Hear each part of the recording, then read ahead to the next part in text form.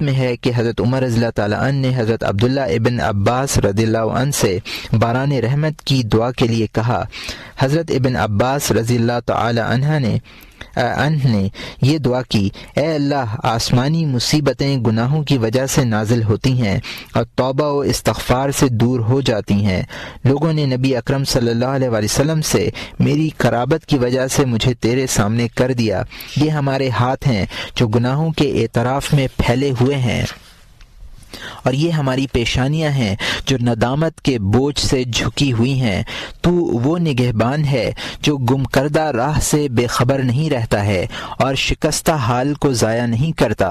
اب چھوٹے تضرع کر رہے ہیں، بڑے رو رہے ہیں، اور گریہ و زاری کی آوازیں بلند ہو رہی ہیں۔ اے رب کریم، تو ہر پوشیدہ بات سے واقف ہے۔ اے اللہ، اپنی رحمت کے طفیل میں انہیں پانی عطا کر، اس سے پہلے کہ وہ مایوسی سے ہلاک ہو جائیں۔ تیری رحمت سے کافروں کے علاوہ کوئی مایوس نہیں ہوتا۔ راوی کہتے ہیں کہ ابھی آپ نے دعا ختم بھی نہیں کی تھی کہ بارش ہو گئی۔